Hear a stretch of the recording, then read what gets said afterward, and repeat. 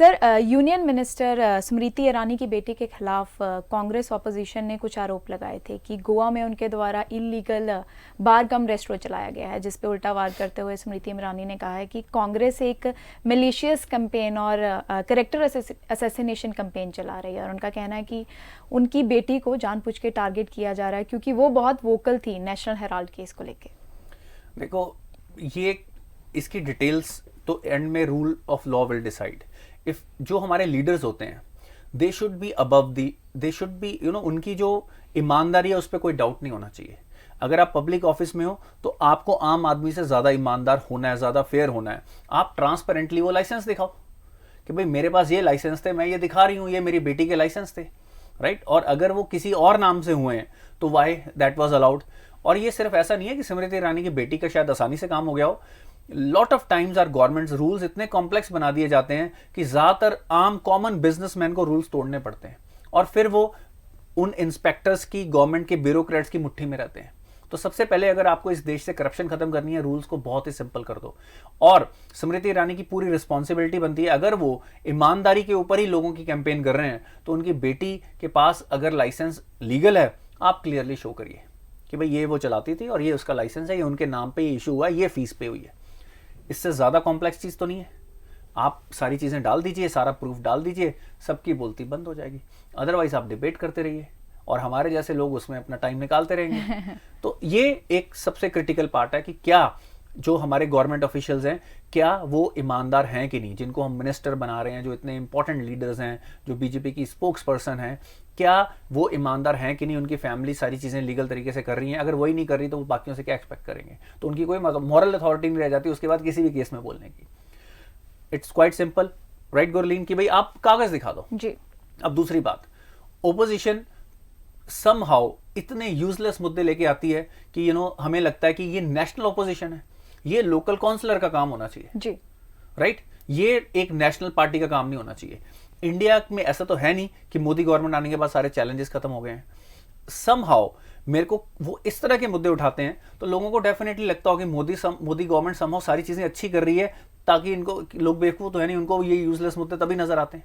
अभी थोड़े दिन पहले ओपोजिशन ये बात कर रही थी कि जो नया हमारा अशोक स्तंभ के जो चिन्ह है जो नई पार्लियामेंट पे लग रहे हैं उसमें शेर के दांत निकल आए, पहले दांत नहीं होते थे। आप मेरे को बताओ कि how will you earn the respect of the voters अगर आप ऐसे मुद्दे उठाओगे। आप ये बोल रहे हो जी हमारा देश अग्रेसिव होता जा रहा है। We all are proud, we should be aggressive, हमें अपनी टेरिटरीज को डिफेंड करना है, why should we be weak. अगर ओपोजिशन, थोड़े दिन पहले उन्होंने एक बात और निकाली कि ये पहली बार हुआ है कि भाई हम आर्मी के अंदर लोगों की कास्ट पूछ रहे हैं, एंड में बात ये निकल के आती है कि शुरू से पूछी जा रही है।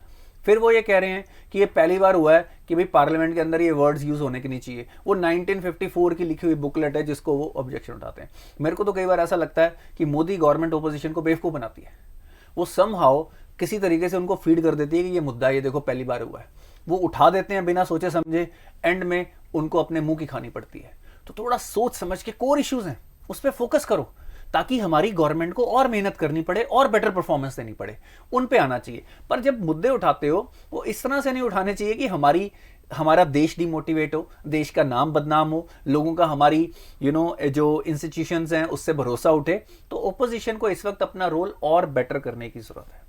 सर, जैसे आपने ओपोजिशन की बात की कि यूजलेस मुद्दे उठाते हैं, आप तिरंगा कैंपेन की बात करते हैं। तिरंगा कैंपेन पे महबूबा मुफ्ती का कहना है कि पेट्रियाटिज्म को इम्पोज नहीं किया जा सकता, थोपा नहीं जा सकता।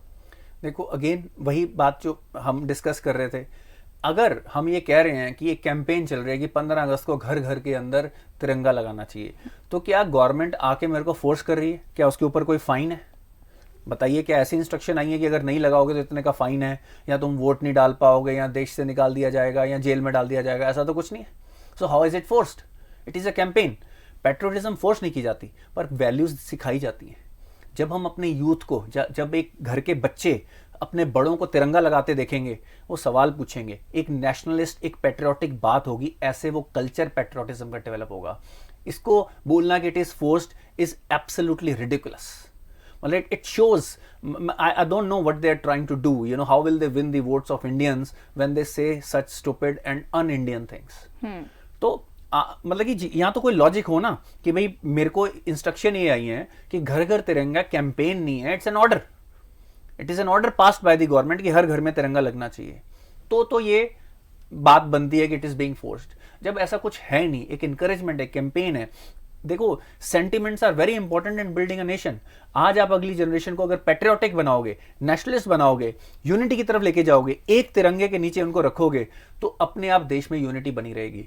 वो अपने धर्म से ऊपर अपने देश को सोचना शुरू करेंगे। आज सबसे बड़े चैलेंज किस लिए आ रहे हैं? लोग अपने धर्म को अपने देश से ऊपर मान रहे हैं। धर्म देश से ऊपर नहीं है, सबसे बड़ा धर्म ही हमारा देश है। तो जब हम देश को अपने धर्म से ऊपर मानेंगे, अपने आप हम अपने डिफरेंसेस को भूलेंगे और अपनी यूनिटी की तरफ आएंगे। जो मैं हमेशा कहता हूं कि अभी तो somehow we have diversity in unity, and if we have to build unity in diversity, then we have to have some common bonds, common symbols, and that is our nation. So it is about inculcating the feelings, not Of imposing. course it has to be inculcated. Sir, Rishi Sunak promised to get tough on China if he becomes next Britain's Prime Minister, calling Asian superpower #1 threat to global security. Of course, and not just global, and even domestic Domestic security of security that also. country also. So basically, look, Rishi Sunak जो अभी जो सर्वे आ रहे हैं, he is falling behind. हालांकि उनको parliamentarians के सबसे ज्यादा वोट मिले थे, पर अब जो कॉमन पार्टी मेंबर्स हैं, somehow he does not have that kind of popularity. और उसका रीजन भी बड़ा फ्लिम्सीज है, because he comes from a rich background. लोग ये सोचते हैं कि if someone is from a rich background, somehow he will not understand our problems. पर आप देखिए, he could have kept on running his businesses, or he could be an investment banker, but he left that and he has joined politics and he is serving the nation successfully. तो मेरे को लगता है कि लोगों को ये चीज देखनी चाहिए। अब lot of campaigns till 5th of September will keep on happening, trying to impress those 2 lakh members of the party who will vote, who will be their leader. And right now in surveys that person is lagging behind. Of course when it comes, ये चीजें change कभी भी हो सकती हैं। अब सबसे important बात जो उन्होंने बोली कि China is definitely an immediate threat to the whole global security and certain global order that is prevailing, which has brought lot of peace in last 70 years. उसमें सबसे बड़ा थ्रेट इस वक्त चाइना बना हुआ है। Their technology, they are already snooping.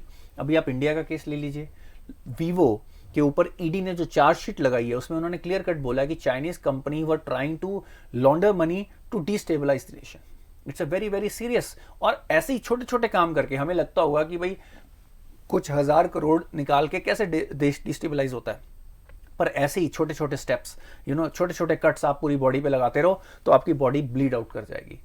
Similarly last time again मैं अगर ब्रिटेन की बात करूं, Huawei has been was taken out of 5G spectrum allocation या 5G नेटवर्क के, because it is a threat. वो किसी भी टाइम पे किसी भी देश के नेटवर्क्स बिल्कुल अपने कंट्रोल में ले सकते हैं, और future war, cyber war dependent होंगे। आपके अगर उन्होंने बैंकिंग सिस्टम फेल कर दिए, आपके पोस्टल सिस्टम फेल कर दिए, आपके स्टोरेजेस फेल कर दिए, आजकल हर चीज तो कंप्यूटर पे है और ये 5G पे भी जाएगी। तो मेरे को लगता है कि Rishi Sunak is on the right track when he says they should be tough, because, और ये तो एक डेवलप्ड कंट्रीज होगी। अब ये जो BRI इनिशिएटिव है, BRI इनिशिएटिव को भी काउंटर करना बहुत जरूरी है। ये क्या करता है, जो अंडर डेवलप्ड और जहां पे कमजोर डेमोक्रेसीज हैं या करप्ट लीडर्स हैं, वहां पे they put lot of infrastructure at high interest cost. वो इंफ्रास्ट्रक्चर जो कभी यूटिलाइज ही नहीं होना। आपने हजारों किलोमीटर की सड़कें बना दी और आपके देश में सिर्फ खच्चर हैं, तो आप सड़कें बना के क्या करेंगे? ऐसा ही पाकिस्तान के साथ हुआ, ऐसा ही श्रीलंका के साथ हुआ। हजारों किलोमीटर की सड़कें बनती जा रही हैं एट हाई इंटरेस्ट कॉस्ट, और वहां पे चलने के लिए लोगों के पास गाड़ियां नहीं है। तो under utilisation of infrastructure is happening. There is no basic economic activity to justify that kind of infrastructure. But ये इंफ्रास्ट्रक्चर एंड में उन्हीं के कॉस्ट पे इंटरेस्ट ले लेके ही उन्होंने अपने नाम पे कर लेना है। कल को उन्होंने किसी भी साइड से अपनी आर्मी भेजनी हो, they have exclusive access to all that infrastructure globally.